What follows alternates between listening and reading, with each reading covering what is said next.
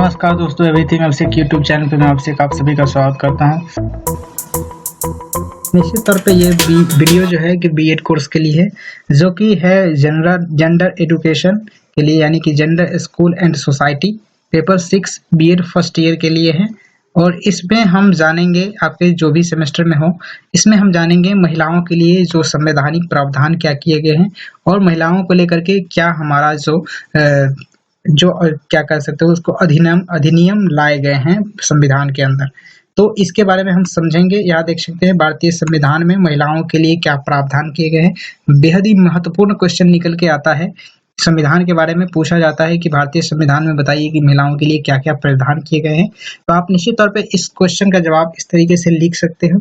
इसमें अधिनियम को भी इंक्लूड किया जा सकता है और पूछा भी जा सकता है। बाय डिफॉल्ट आपको पूछा भी जाएगा कि अधिनियम को बताइए, भारतीय संविधान में महिलाओं के लिए क्या अधिनियम पारित किए गए, क्या अधिनियम है भारत के महिलाओं के लिए, अधिनियम कौन कौन से निकाले गए हैं। तो इसमें हम बात करते हैं। सबसे पहले तो स्वतंत्रता प्राप्ति के बाद देखेंगे, तो स्वतंत्रता प्राप्ति के बाद हम महिलाओं को सामाजिक, आर्थिक और राजनीतिक रूप से विकास के समान अवसर प्रदान करने के लिए संविधान में विशेष व्यवस्थाएं, संविधान के विभिन्न अनुच्छेद और उनमें किए गए महिलाओं के प्रावधान निम्न प्रकार है। उनमें जो अनुच्छेद है उनके अनुसार कई सारे ऐसे प्रावधान किए गए, जो प्रावधान हम देखेंगे। अनुच्छेद 14 में देखेंगे कि क्या प्रावधान निकल के आए महिलाओं के लिए। तो कानून के समक्ष जो है समानता और कानून द्वारा ही की गई है। देख सकते हैं, कानून के समक्ष समानता और कानून द्वारा ही की गई है, चाहे वह स्त्री हो या पुरुष हो। ये कहता है 14 नंबर अनुच्छेद, ये कहता है कि कानून जो सभी के लिए समान होगा, स्त्री हो चाहे पुरुष हो। यहाँ देख सकते हैं नेक्स्ट पॉइंट निकल के आता है। नेक्स्ट अनुच्छेद 15(3) देख सकते हैं, अनुच्छेद 15 का 3 ये कहता है कि सरकार की तरफ से महिलाओं एवं बच्चों को विशेष अधिकार जो प्रदान की गई है।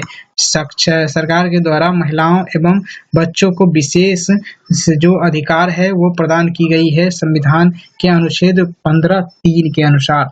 यहाँ देख सकते हैं अनुच्छेद 16 कहता है कि लोक सेवा आयोग, देख सकते हैं, लोक सेवा में बिना भेदभाव के अवसर की समानता दिया जाएगा। इस अनुच्छेद के अनुसार कहा जा रहा है कि महिलाओं हो या पुरुष हो, उन सभी को लोक सेवा में बिना भेदभाव के समानता की जो अवसर है वो दिया जाएगा। अनुच्छेद 19 में कहा जा रहा है महिलाओं के लिए कि समान रूप से अभिव्यक्ति की स्वतंत्रता होगी।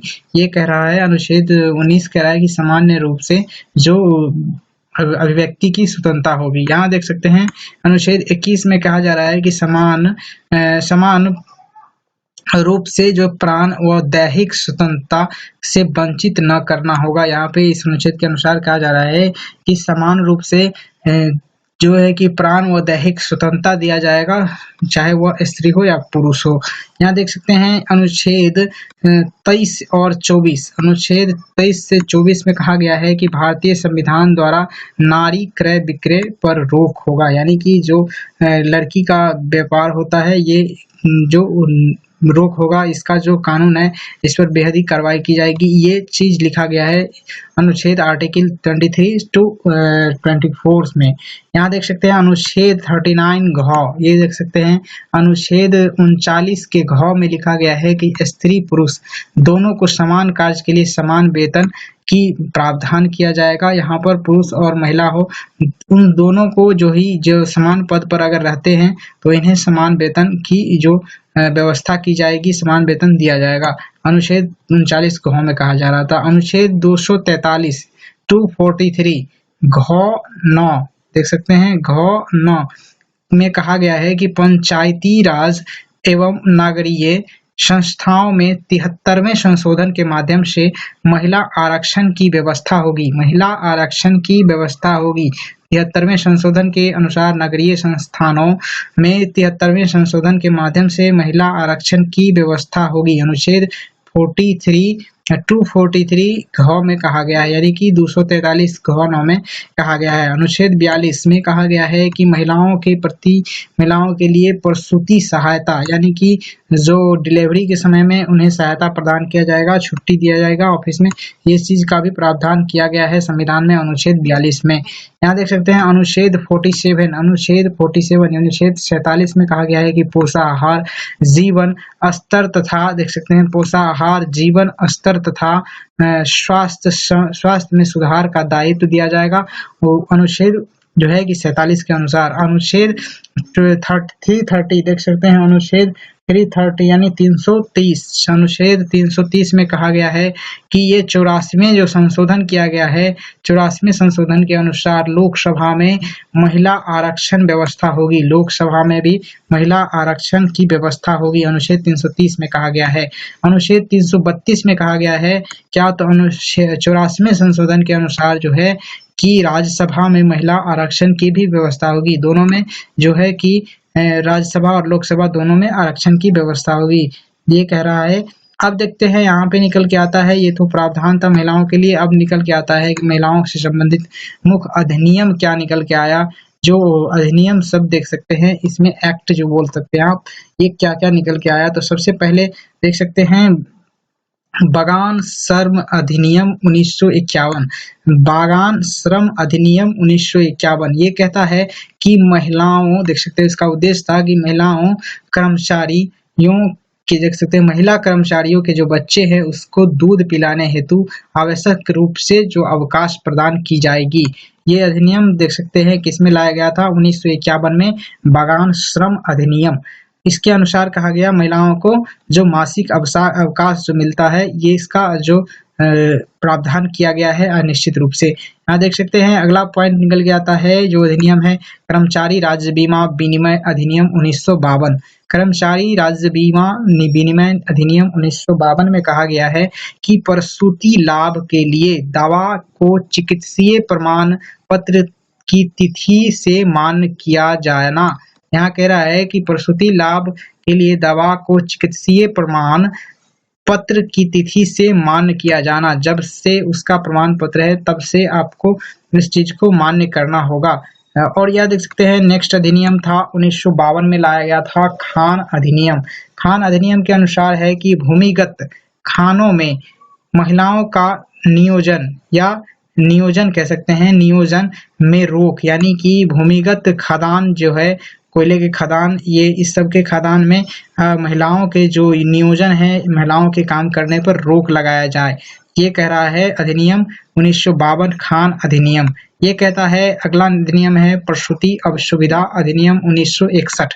1961 में 1961 में लाया गया था एक एक्ट, जो अधिनियम है वो लाया गया था कि असुविधा प्रसूति के लिए, प्रसूति असुविधा के लिए लाया गया था। इसमें कहा गया था कि कार्य दिवस के 80 दिन पूर्व होने पर प्रसव गर्भपात के लिए निर्धारित अवकाश तथा चिकित्सा ये मुहैया कराया जाना चाहिए। कार्य दिवस के 80 दिन पूर्ण होने पर, 80 दिन आप किसी भी संस्था में कार्य कर लेते हो तो आपको ये अवकाश मिल सकता है। यहाँ देख सकते हैं ये आपके लिए अधिनियम लाया गया था। यहाँ देख सकते हैं बीड़ी या सिगार कर्मगार अधिनियम, देख सकते हैं बीड़ी या सिगार कर्मगार अधिनियम 1966 में कहा गया है कि महिला कर्मगारों के निर्धारित सीमा में होने पर उनके बच्चे के लिए शिशु सदनों की अनिवार्य व्यवस्था की जानी चाहिए, देख सकते हैं की जाएगी। यहाँ पे कहा गया है कि महिला कर्मचारियों के लिए, उसके बच्चे के लिए किसकी, तो शिशु सदनों की व्यवस्था की जाएगी। ये बीड़ी या सिगार कर्मकार अधिनियम 1966 में निकल के आया था। यहाँ देख सकते हैं ठेका श्रम अधिनियम 1970 में निकल के आया था। महिलाओं, देख सकते हैं महिला श्रमिक को बागानों में प्रातः जो 6 बजे से, अब श्रमिकों जो बागान में काम करते हैं उनके लिए 6 बजे से 7 बजे संध्या के बीच 9 घंटे के बाद काम कराने पर प्रतिबंध होगा, ये कह रहा है ठेका श्रम अधिनियम 1970 के अनुसार। नेक्स्ट है जो अधिनियम है चूना पत्थर और डोलोमाइट खदान श्रमिक कल्याण अधिनियम 1972 देख सकते हैं। ये चूना पत्थर और डोलेमाइट खदान श्रमिक कल्याण निधि अधिनियम 1972 लौह मैग्नीज एवं अयस्क खोल श्रमिक कल्याण निधि अधिनियम 1976 और बीड़ी कामगार कल्याण अधिनियम 1976, यानी कि जो अधिनियम 1972, 1976 और बीड़ी कामगार निधि अधिनियम 1976, ये तीनों अधिनियम के अनुसार कहा गया कि इस अधिनियमों के अंतर्गत नियुक्ति सलाहकार समिति में एक महिला सदस्यों की नियुक्ति अनिवार्य होगी। जब नियुक्ति की जो सलाहकार होते हैं, समिति होती है, उसमें एक महिला सदस्य की जो नियुक्ति करना अनिवार्यता को दर्शाता है, अनिवार्यता के लिए कहा गया। यहाँ देख सकते हैं कहा गया कि समान पारिश्रमिक अधिनियम 1976 में कहा गया कि समान कार्य के लिए महिलाओं को पुरुष के समान पारिश्रमिक की व्यवस्था होनी चाहिए, पुरुषों के समान उसको वेतन दिया जाना चाहिए, समान पारिश्रमिक अधिनियम 1976 के अनुसार। यहाँ देख सकते हैं बाल विवाह निषेध अधिनियम 1976 में लाया गया था। बाल विवाह निषेध को लेकर के यहाँ पर कहा गया कि संविधान द्वारा कम उम्र में की बालिकाओं की विवाह पर प्रतिबंध लगाया गया। यहाँ देख सकते हैं कम उम्र में जब बालिकाओं का विवाह कर दिया गया था, इस पर प्रतिबंध लगाया गया अधिनियम 1976, जो कि था बाल विवाह निषेध अधिनियम। यहाँ देख सकते हैं अंतरराज्यीय प्रवासी कामगार अधिनियम 1979, यानी कि 1979, महिलाओं के लिए अलग से शौचालय की व्यवस्था, और देख सकते हैं अलग से शौचालय की व्यवस्था कुछ विशेष नियोजन में किया जाना अनिवार्य किया गया। यहाँ पे देख सकते हैं अंतरराज्यिक प्रवासी कामगार अधिनियम 1979 में। यहाँ देख सकते हैं नेक्स्ट पॉइंट निकल के आता है स्त्री अपशिष्ट निरूपण निषेध अधिनियम 1986। ये कहता है कि महिलाओं के अश्लील प्रदर्शन पर रोक लगाया गया स्त्री अशिष्ट निरूपण निषेध अधिनियम 1986 के अंतर्गत। ये नेक्स्ट अधिनियम है वेश्यावृत्ति निवारण अधिनियम 1986। इसके अंतर्गत है महिलाओं के अनैतिक कार्यों में दुरुपयोग करने वाले पर प्रतिबंध लगाना, ये कहा गया। देख सकते हैं यहाँ देख सकते हैं वेश्यावृत्ति निवारण अधिनियम 1986 के अनुसार। नेक्स्ट अधिनियम है देख सकते हैं यहाँ पे कि देख सकते हैं यहाँ पे दहेज निषेध अधिनियम 1986। ये कहता है दहेज निषेध अधिनियम कहता है कि दहेज लेने देने पर प्रतिबंध लगाया गया। यहाँ पर दहेज को लेने और देने दोनों पर प्रतिबंध लगाया गया 1986 में दहेज निषेध अधिनियम। उसके बाद है सती निषेध अधिनियम। इसमें जो सती निषेध अधिनियम में पति के मृत्यु के बाद सती होने पर इसको पाबंदी लगाया गया, जैसे कि उसका हत्या कर दी जाती थी, उसको जिंदा जला दिया जाता था, इस पर प्रतिबंध लगाया गया 1987 के अनुसार जो अधिनियम था सती निषेध अधिनियम। उसमें नेक्स्ट अधिनियम निकल के आया 73वां और 74वां संविधान संशोधन अधिनियम। देख सकते हैं 73वां और 74वां संशोधन अधिनियम 1993 1993। इसमें कहा गया कि त्रिस्तरीय पंचायत में 1/3 आरक्षण की व्यवस्था होनी चाहिए महिलाओं के लिए, ये कहा गया। नेक्स्ट पॉइंट है देख सकते हैं प्रसव पूर्ण निदान तकनीकी अधिनियम 1994। देख सकते हैं 1994 प्रसव पूर्ण निदान तकनीकी अधिनियम 1994। इसमें कह रहा है कि गर्भावस्था में बालिका भ्रूण की पहचान कराने पर रोक लगाने की व्यवस्था की गई। इसमें जो भ्रूण हत्या पर जो रोक लगाने की बात कही गई प्रसव पूर्ण निदान तकनीकी अधिनियम यानी 1994 में।